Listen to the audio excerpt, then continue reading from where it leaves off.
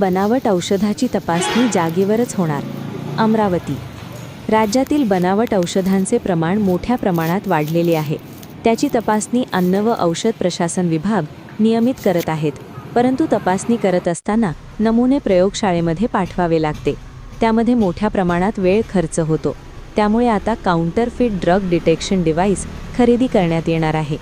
या यंत्रामुळे औषधाची गुणवत्ता तसेच त्यामधील घटकांची मात्रा त्वरित तपासता येणार आहे. त्यामुळे रुग्णांच्या सुरक्षिततेला प्राधान्य मिळेल. सार्वजनिक आरोग्य विभाग हे यंत्र खरेदी करण्यात येणार असल्याचे सूत्रांनी सांगितले.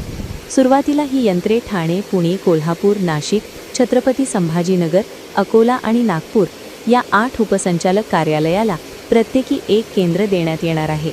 मात्र अजूनपर्यंत त्यासंदर्भात कोणताही प्रस्ताव आला नसल्याचे सूत्रांनी सांगितले. अत्याधुनिक यंत्रामुळे औषधाची गुणवत्ता व घटकाची मात्रा थेट रुग्णालयात किंवा साठवणूक केंद्रावर तपासता येणार आहे. त्याचा निकाल काही मिनिटात लागणार आहे. औषधी खरे की बनावट याचा वापर आता क्षणात होणार आहे. केवळ खासगी नव्हे तर शासकीय रुग्णालयांमध्येही बनावट व निकृष्ट औषधांचे नमुने आढळून आल्याचे तपासणीसमोर आले आहे.